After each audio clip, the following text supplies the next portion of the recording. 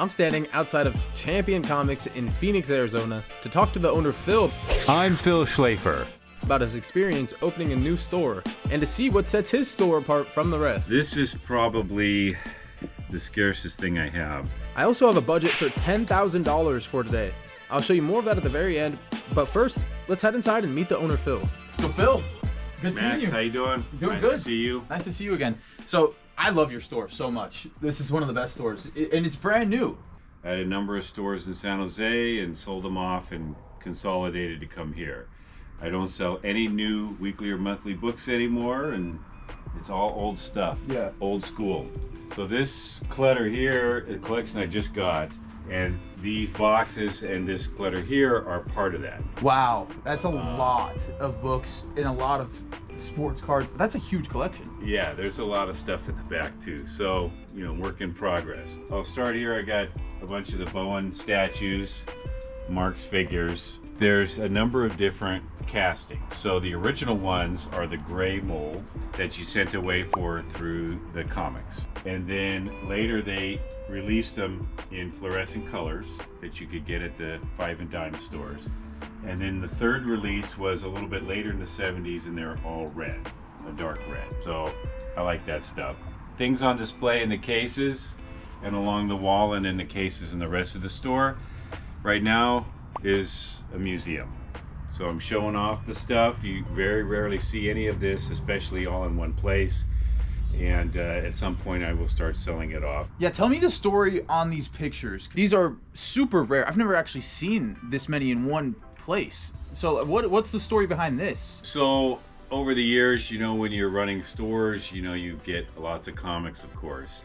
But the things that are hard to come by are the limited posters, send away items, promotional things that stores or Marvel Comics, DC, whoever used to use, right? This is the 6-foot Spider-Man door poster that came out in '66. That thing is beautiful too. Wow. This is the set of the Marvel Third Eye blacklight posters. So when I was a kid in '71, blacklight posters were the thing, right? So you had rock and roll posters, you had, hippie posters, you had Zodiac signs, and then they did a Marvel set. There's 24 of those. This is the promotional backing, uncut, unused for the posters. This was on the front of the box when you'd go look for your posters, and I had Stan Lee sign that. And half a dozen of those in the rest of the set are signed by Stan. And those are all the original ones from 1971. So this is literally the complete Yeah, set. that's the whole set on display in one plate. I'm speechless. That's just crazy. Took me a few years to put that together, and I don't know of anybody that's got them all on display.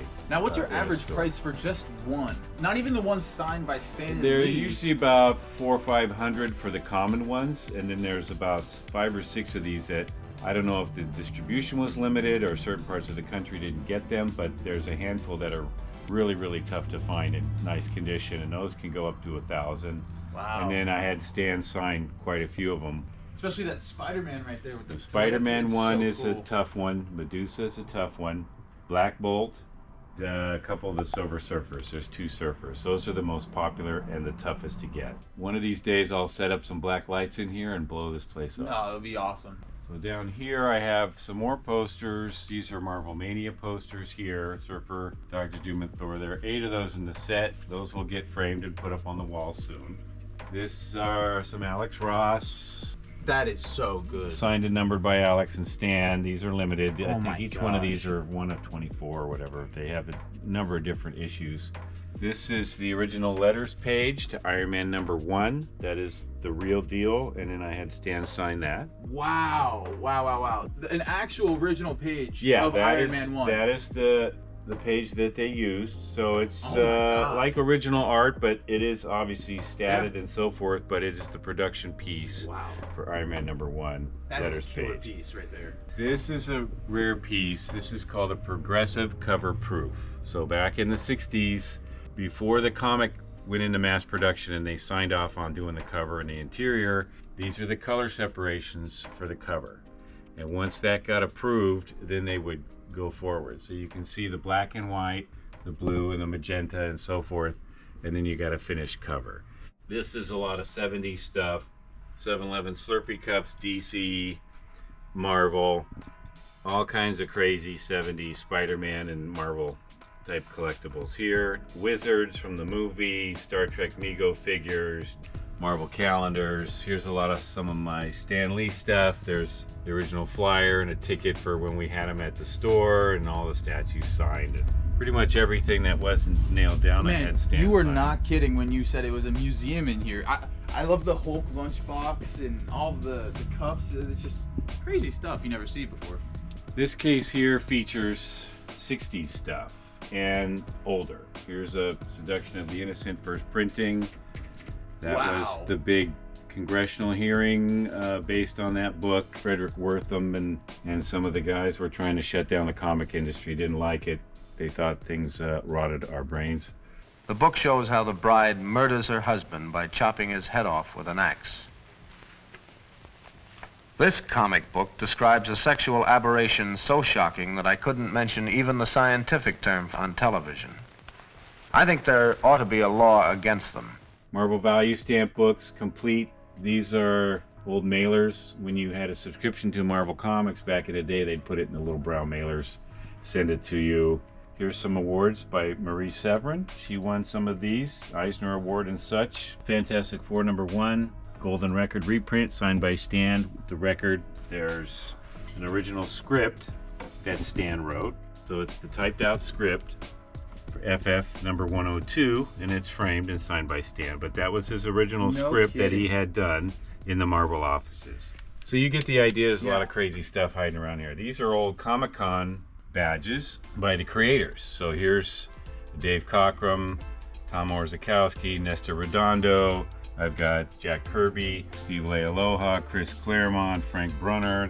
These were what the actual creators were wearing on their shirts when they attended these conventions here. So I've got a bunch of those. This is probably the scarcest thing I have.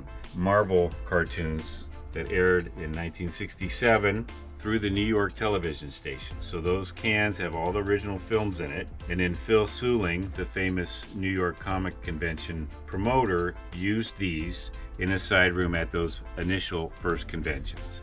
And I have one episode of each character. So I have the Captain America, I have a Submariner, and I was able to hand pick those. So I have the Avengers 4 episode where they found Captain America in the ice. I must have been frozen in an ice floe. I'm grateful to all of you for rescuing me. But who are you? We are known as the Mighty Avengers. I have that No one. way. I have the first Submariner. The sailor of Atlantis is the prince of the deep. The first Thor introduction. The Thunder God appears on the scene. It's Thor! Hulk, and so on. So those So are here. cool. I've had those for 30-something years, and they look good sitting there. I mean, do you know anyone else that even has that? Or is that like truly, Never seen it before. truly only in here? You can see that. And they That's do a just- homage oh my to those gosh. in the Marvel movies, right? You can hear, like, Happy Hogan's telephone has the Iron Man theme song from the cartoon. Oh, Right wow. when the ring goes. So there's a lot of subtle things that you can pick up, but that's where a lot of that stuff came from. So awesome. Absolutely incredible stuff here. I am blown away. Phil, your store is truly, truly impeccable. I'll show you a few things here. So are these new arrivals or? This is all brand new arrivals. That's awesome. That's a crazy clean copy of that. Yeah, there's a couple of those there, 300s, and then this pile has a lot of different stuff in it, obviously. There's a bunch of Silver Age, First Green Hornet, and a lot of stuff. Aquaman #1, tons of Silver Age Spider-Man 300, Hulk 181, iconic. Wow, mind blown. Just coming out of the ears with iconic stuff. It's actually crazy. Yeah. And then I got some cool stuff in here I'll show you. Okay, so these, Whoa. from England, this was their version of getting the Spider-Man stuff from America. So these you don't see every day. Like a spider ray gun? No. Yeah, they had all So kinds cool. of crazy stuff. Here's White Dwarf magazine. If you're a gamer, that's a big deal. Now, I'm a gamer and I have no idea what this is. So, please. White Dwarf would take over from GW's old publication Owl and Weasel, a newsletter that covered tabletop gaming in general that complemented their business at the time. This preceded Dragon magazine. Wow. These are the Slurpee cup checklists. So I've got And you couple got the unused complete set, ones, right? and I've got multiple sets. So awesome. And then I had Stan, of course, sign one. These are the progressive cover proofs. So you see Chemical Color Plate Corporation. This one happens to be Marvel Superheroes number 12, first appearance of the Silver Age Captain Marvel. Wow. So there it is. That's Whoa. the finished proof, and I had Stan sign it. You can see through here how they stapled it together, and then they go through each separation. And when you blend all of these together, line them all up, it makes the actual original one of one, what they used in production to make the actual comic book. That's right. The That's original so color insane. proofs and color separations, and then they signed off on it, and then they produced the comic. Wow. These are actual grails right here. Like, So here's Avengers 43. no way. Oh, First and Red Guardian. Stan signed it. Suspense 84. Oh my gosh. And here's Avengers 42. Yeah, yes. That is so And then crazy. here's FF Annual 4. And I have another probably 40 or 50 of these. Disgusting. Disgusting stuff. Of right there. various Silver Age books. So, there cannot be a large market for those. They'd probably never pop up. They every once in a while you see them.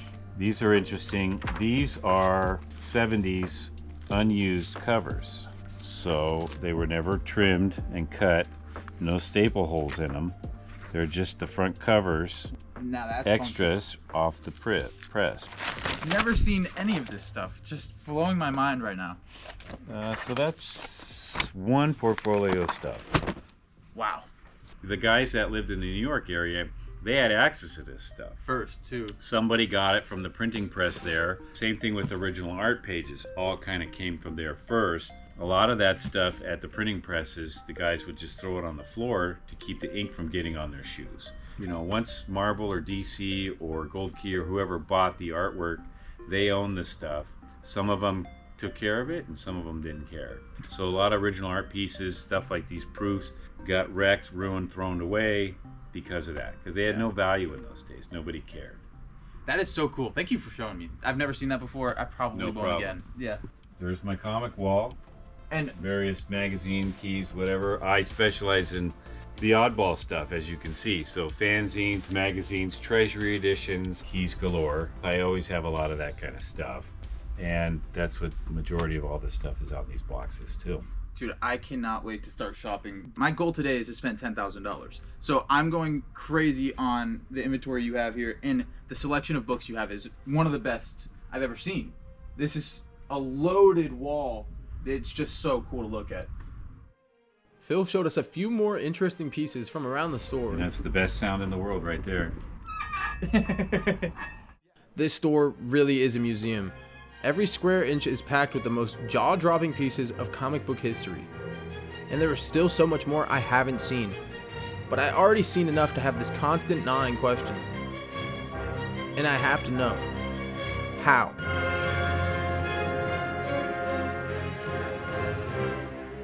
So, Phil, we got a tour of the shop. It's a crazy, crazy store.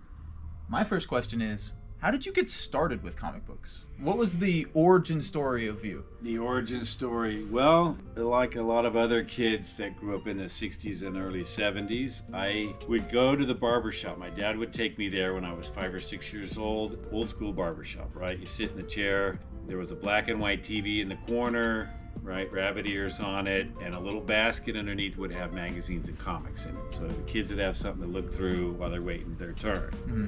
And there was a stack of Archie and Richie Rich comics in there, and then a couple of World's Finest, you know, Superman, Batman stuff. So I thought, this is great. But I had no idea where you got those from. And I'd ask my dad, hey, you know, can you take me to a store that has these things? You know, my dad thought they were junk. It's like, no, you waste your money on that stuff. That's dumb. A couple years went by. I was about probably 9 years old. So that would have been 1970 or so. So down the street were these three brothers that would play basketball out front. One of them was my age, and they had two older brothers. So it was Saturday morning, I'd do my chores at home, I'd wash the cars and take out the garbage and sweep out the garage, and I'd get my 50 cents a week allowance. So I did all that. My dad hands me the 2 quarters, and I run down the street to go to these guys' house to play basketball. So I run down there, and they're having a garage sale. So they had all this stuff out, you know, old G.I. Joes and Hot Wheels and stuff. And there was this Apple crate, and he had 2 big stacks of comics in there. 12 centers. So I remember the top few books on the pile was a Thor 146 and Cap 106, the black cover where he's fighting himself, the android thing. So anyway, he's got stacks of them, and he's got a little sign on there, penny a piece. Jeez. And I'm looking, I'm like, penny a piece, whoa. And I'm like, you know, starting to thumb through the pile.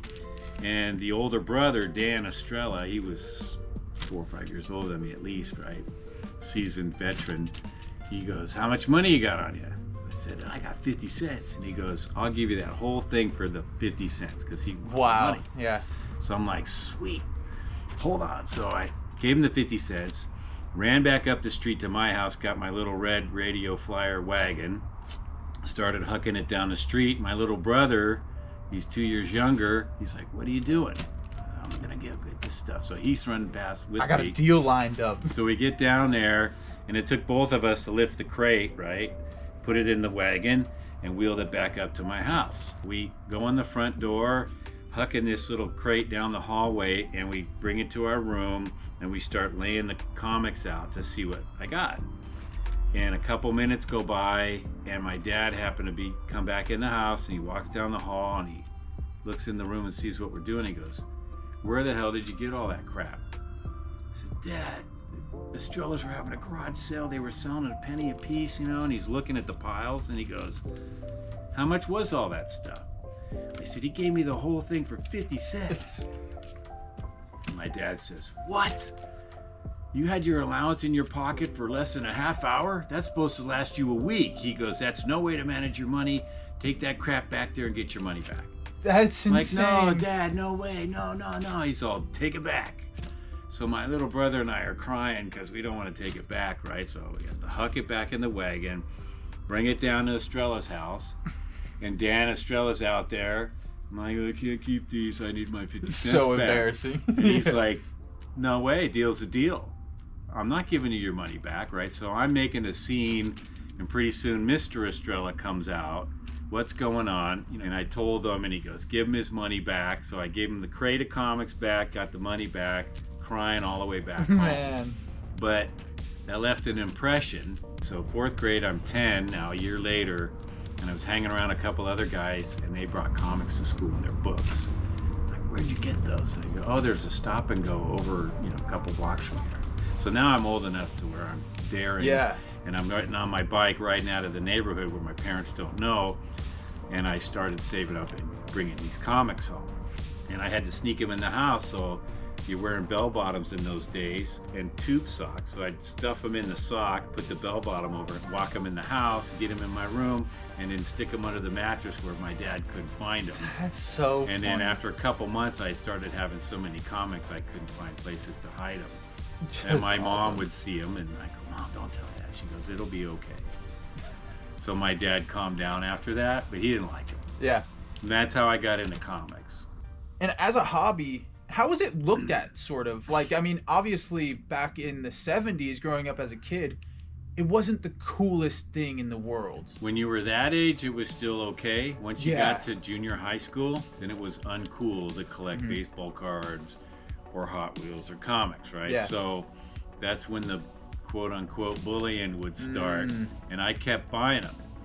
And so I'd go to the store, get them or whatever, and then my mom bought me a binder, which I still have in that case over there, and it had Avengers on it.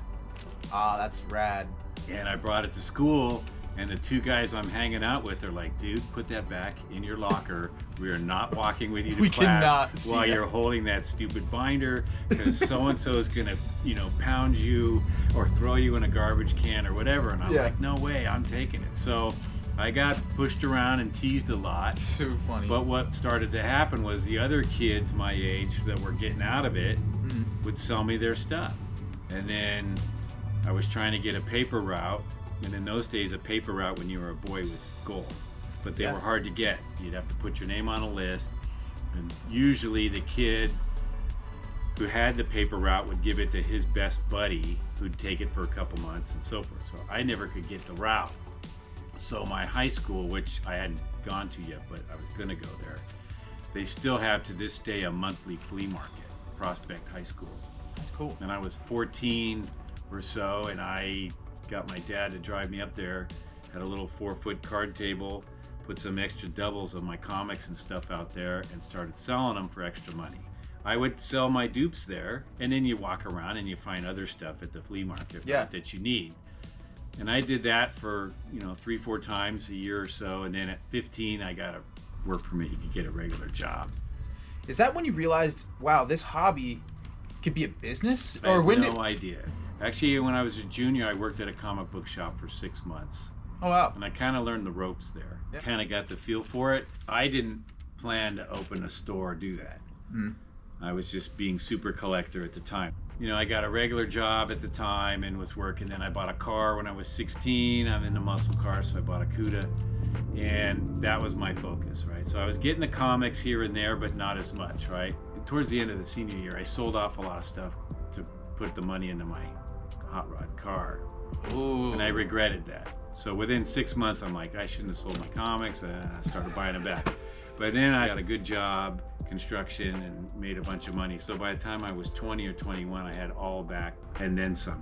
I didn't go back to college. I went for a year, dropped out, had this really good construction job, making money, but it's a dangerous job.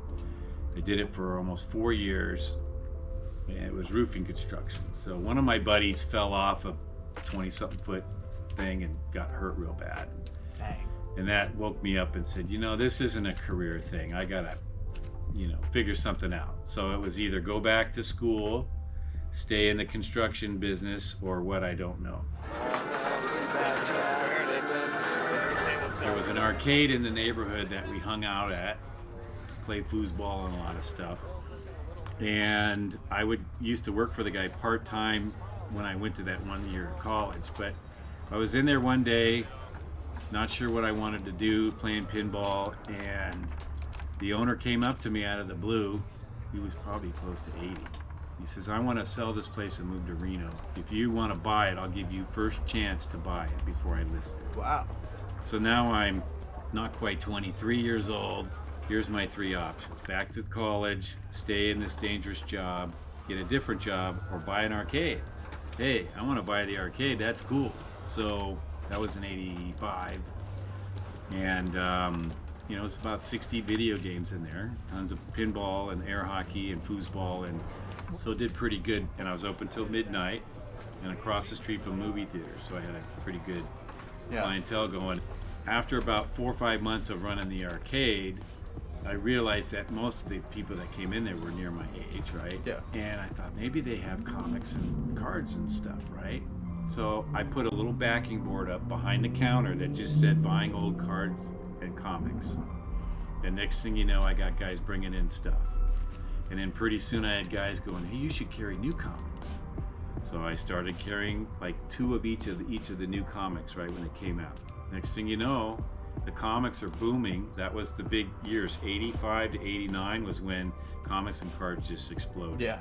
And there were comic stores or baseball card shops opening every 2 blocks in town. We probably had 60 of them at one point. So I got in right there. So every couple months I'd sell a few video games and bring in another glass case or a bookcase to sell more comics and cards. So that was called Heroes. So I started at 85, got out of it for a few years, missed it, and got back in again in 2002. Another store came up for sale, Dick Swan, Big Guys Comics. Dick Swan's a legend in the industry, started in the 60s. He was tired of owning a store. I happened to be in there at the right time and worked the deal and got back in, so now I've been back. So I couldn't use the Heroes name anymore. I couldn't use the Big Guys Comics because that was Dick's. So I did a homage to an original store in San Jose called Comic Collector Shop. Bob Sidebottom's Comic Collector Shop opened in the late 60s in downtown San Jose, one of the earliest stores in the country, West Coast for sure. So there was a year or so where there were 3 great comic stores in downtown San Jose. The Marvel Galaxy, Frank Scadina owned that. Bud Plant, Dick Swan, those guys owned Comic Art Shop, and then Bob Sidebottom's Comic Collector Shop. And they were all within 100 yards of each other. Wow. So you could ride your bike down there or drive your car, however would you wear it. And there's these great stores all right there. So it was an awesome place for comics. So Heroes, which was originally an arcade, that was your first store. Correct. And then Collectors is your second store. Yes, so I ran that for some years and changed the name to Champion Comics. I had a couple stores with Alan at Heroes. We merged and called it Heroes and Champions, some of our stores, and sold them all a year and a half ago, consolidated the old comics and moved here to Pheonix. You already kind of answered my question, but what's like a goal that you have with this store that you haven't been able to do with the previous stores?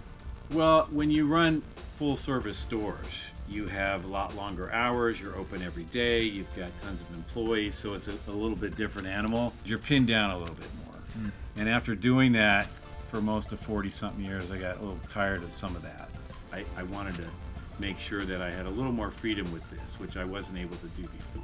The way I have this store situated, I have shorter hours, I'm closed a couple of days, I'm a one-man show these days, but it also gives me some freedom to get out there and hunt up new collections, go to more conventions and things like that. It's tougher to do that when you've got the full service stores. Yeah. You've now owned multiple stores. What's one of the biggest events in comic book history that people don't really talk about much today? The thing that people have overlooked and maybe take for granted is Marvel Comics filed for bankruptcy and almost went away. So you had the big boom of the comic industry in the 80s, right? The way the comic shops were opening so quickly, the distributors were letting anybody open a comic book shop. Very little credit, no credit background checks. I mean, it was out of hand. Overprinting of all this stuff.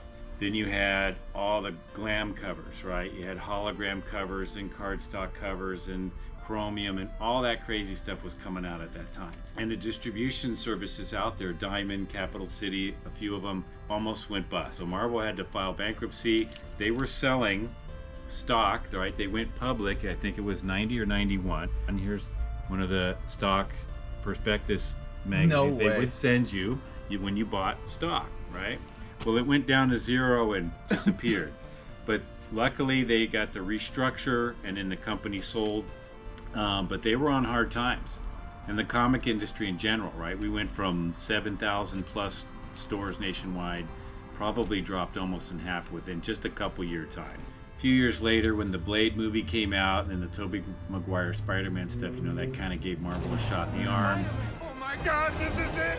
Tell everyone to hang on! And Marvel had sold off stuff to various different studios. So over the years now, they've gotten some of it back. Disney's, you know, absorbing things. But 20th Century Fox bought X-Men, Sony bought Spider-Man, and I don't know who bought some of the others. And things started to rebound. But people overlooked that period where, I mean, it was almost gone, right? Like true dark Even ages. DC sales were, everybody was way, way down. Lots of companies folded overnight. Comic publishers, probably 2/3 of them gone. So Phil, being in the business this long, what's one of your biggest highlights of your career? Well, there are a few, but I would say, I think the one that stands out the most. Okay. Hi. I'm Stan Lee. Welcome to the Comic Collector Shop. Is having Stan Lee get to my store in 2011. Wow. Wow. And that took probably 20 years of bugging him to get him to come. So for many years, up to that point, Stan did not do comic book store signings. He would only show up at the conventions or special events. Yeah. And for years, I'd see him at the conventions, and I'd go up to him and, Stan, love to have you at my store, you know, we'd fly you up and come on out For sign. 20 years. At least. And he'd go, you know, I just don't want to, you know, I don't go to stores, And I think he finally got tired of me bugging him. And this time I asked him, and he looks over at his manager guy and he goes, we're going to make that happen, right? The guy goes, yeah. And I was like, holy smokes. So Wow. we advertised and sold 600 tickets, pre-sold them, right? So we figured out that Stan could do 200 autographs in an hour. So he was going to do a 3-hour signing. We went all out for that. So flew him up, limoed him to the store, put him in a good spot. CGC showed up and camped out in the store. You know, I put it out to the radio stations and TV, and we got a lot of coverage on that. And he's there, and he's getting hungry, right? And I had told him, hey, look, I'll take you out to dinner, whatever you want, right? So he's sitting there, and he goes, I see a McDonald's out there in the parking lot. He goes, you know what I want? A Big Mac, fries, and a Coke. Nothing beats that. Iconic. And I'm like, sure. So Stan and I are hanging out in the back room, having a burger and fries. Wow. Just hanging out for a while, right? Yeah. So he hung out all day, which we didn't expect. So the signing was noon to 3:30.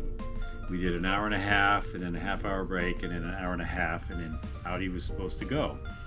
You know, the big crowd has left, and CGC is packing up and leaving, and turns out Stan's flight got delayed until like 8:30 at night. He initially was supposed to fly out about 5 or 5:30. Jeez. So instead of leaving, he wants to hang out. So he's just sitting in the store, and like I said, the majority of people had left, and then some random customers would walk in about 4:30 or 5 o'clock. You know, I had to work today, I missed the Stan Lee signing, I'm so bummed.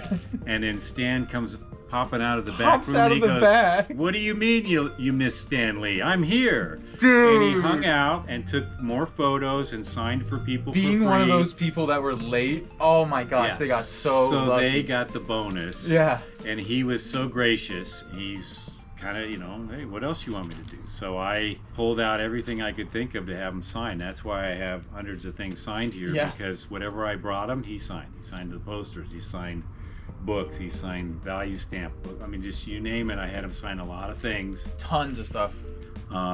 So that I think was probably the best memory that pops up right now. Yeah, and that's really hard in to the beat. last 20, 30 years. Yeah.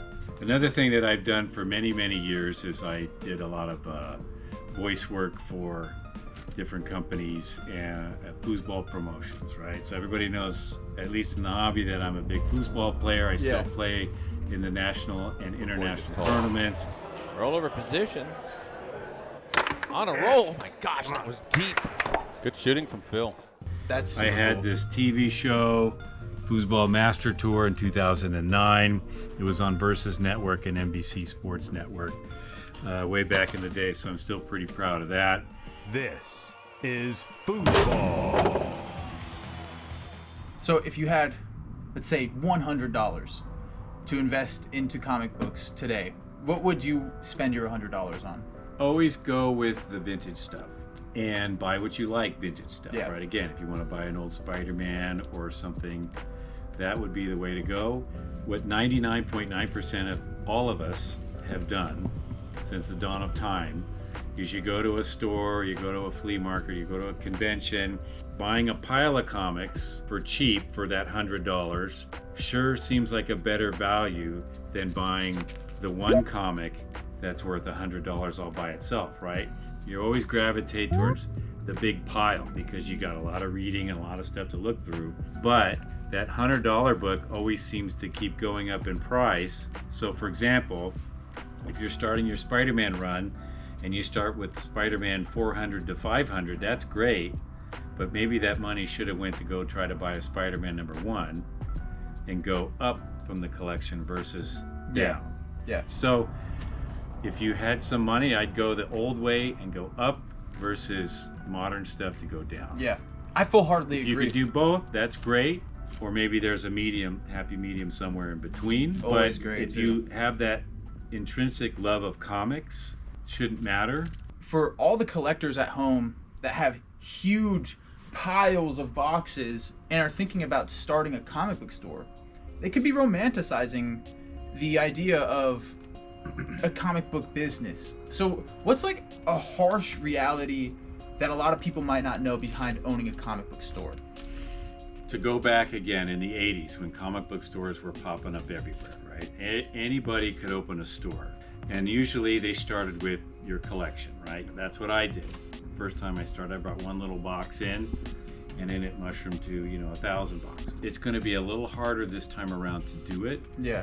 Overhead is a lot more, rents are more, wages are a lot more to pay somebody, but it is very possible and you can do it. What is something that you do better than other comic book stores?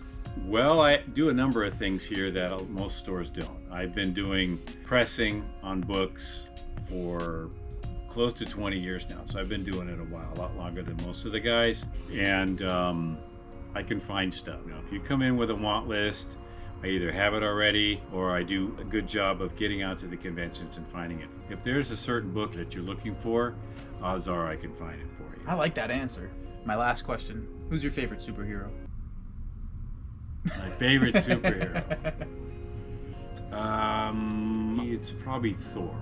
That's a good choice. That's a good choice. I'll grow my hair out. You could look like Thor. But Thor Chris Hemsworth and you know? Thor would be the one.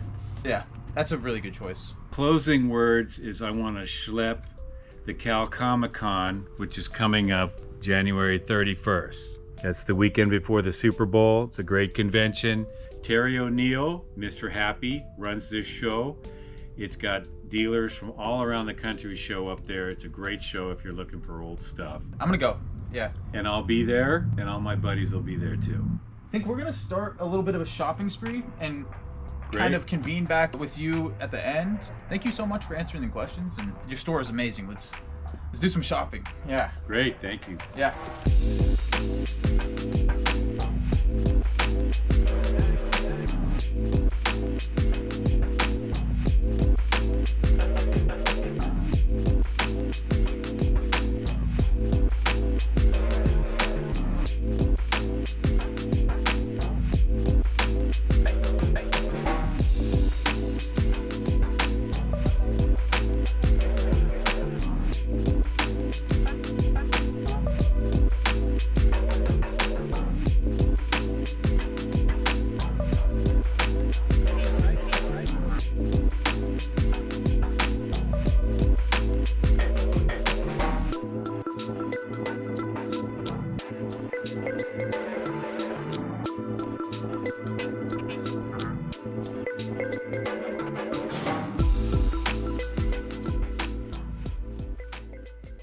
Hell yeah.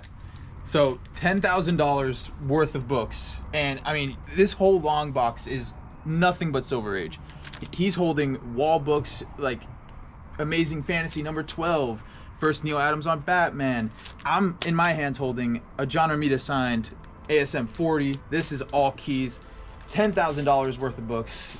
Well, thank you. I appreciate it, and you did your diligence and took your time and picked out a lot of great books. Come to Champion Comics here in Phoenix, Arizona. 529 East Camelback Road, cross street is 7th Street. You will not be disappointed. Definitely want to come check it out. Thank you so much. You're very welcome. Thanks for coming in, guys. Yeah, of course. It is the day after, and I'm excited to show you some of the stuff I got. So I handpicked my personal favorites. There's about 30 or so books, and I targeted high grade, iconic covers, Silver Age, and keys. Unfortunately, it would take a full video to show you everything. So I just hand selected my personal favorites. A lot of great stuff. One thing that I couldn't fit onto the table because it's actually a slab is this Amazing Spider-Man number 40 signed by John Romita. And the reason why I wanted to show you guys this is it actually has an autograph grade. CGC is now doing grades on the autograph, which I find really, really cool. And if you're ever in Arizona, come check out Champion Comics. He hasn't even had his grand opening yet, and this is the caliber of books that you'll find there. Thanks for watching all the way to the end. Tune into our Whatnot show, where we're gonna be auctioning off all of these books, plus a lot more, for $1. Make sure to like and subscribe, it really helps us out. More videos coming to you soon.